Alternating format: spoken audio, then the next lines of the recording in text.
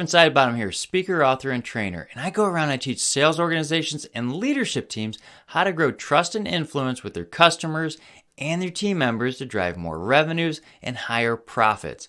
Today, let's talk about how we build trust with our customers. Yeah, that's right. We all have customers, whether they're our team members or actually people buying our products and services. That's right. How do we build trust with them that is solid and great influence with them so they buy our products and services more? Now, I've done a fantastic job over the years of doing that. I've even got customers that will come back to me, and I haven't served them in a long time to ask me questions. The reason being is, number one, I was super intentional about helping them. Because here's the deal. Every customer, every interaction has 3 questions that they're asking about us. Do I like you? Do I trust you? And how can you help me? That's right. They have situations, they have issues, and they have ramifications if those issues aren't managed. So we work through the sales process to find those things out. We're asking questions. We're intentional. We need to make sure that we're setting the stage, that we're answering those questions well for the customer. And we have to understand what that is. So we need to be intentional. Now, here's some tips on how to make sure that you build that likability and trust faster. Okay?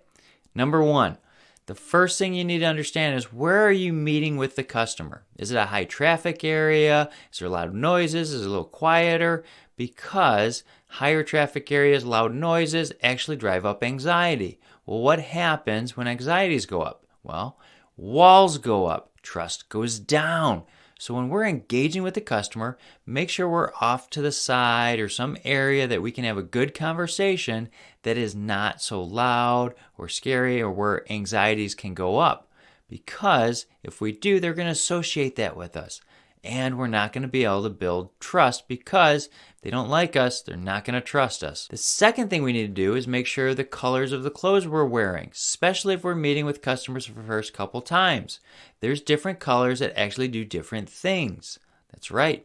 So Robert Cialdini wrote a book called Influence, and he breaks down all the colors. But for the sake of this video, I'm going to help you with a few. Light blues and whites are trust-building colors. Wear them, especially if you're meeting with customers for the first couple times.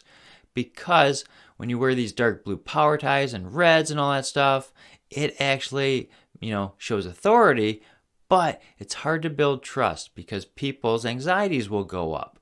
We need light blues and whites and lighter tones that will actually make people more calm. The more relaxed people are, the more they're going to trust us. Okay, now here's a third thing that most people don't think about. Yeah, and it's the scents you wear. That's right, the scents.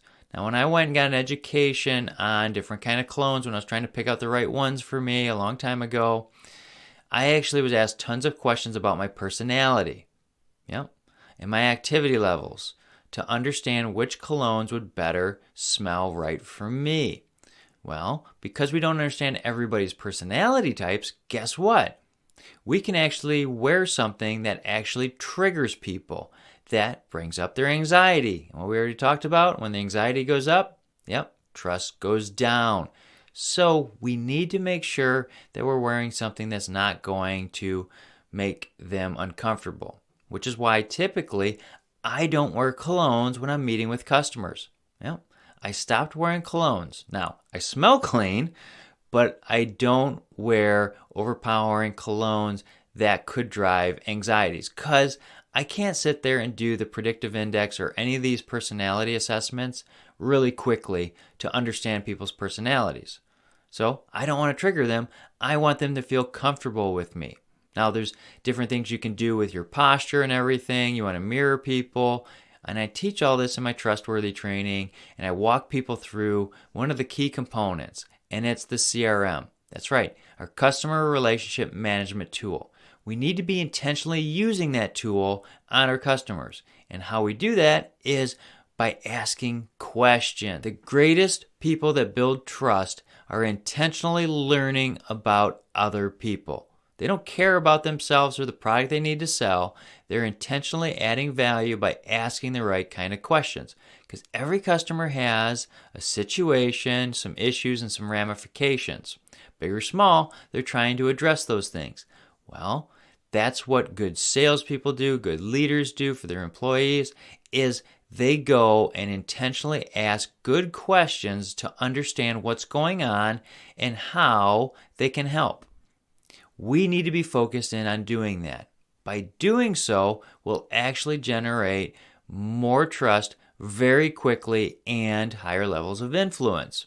So that's what I do when I walk people through the house analogy and the exercise to help people understand how to gain trust and influence. We need to make sure we're intentionally engaging people. By engaging people, we are going to learn about them and they're going to give us more and more trust and influence. Well, in turn, they will reward us with buying more stuff from us if we intentionally help them.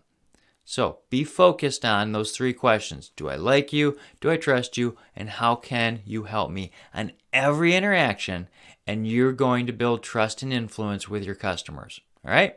Now, if you have any questions, feel free to reach out. My contact information is below. If you like this video, hey, like, share, subscribe, send to somebody this might benefit. That's why I do these videos, to help you. We'll see you next time.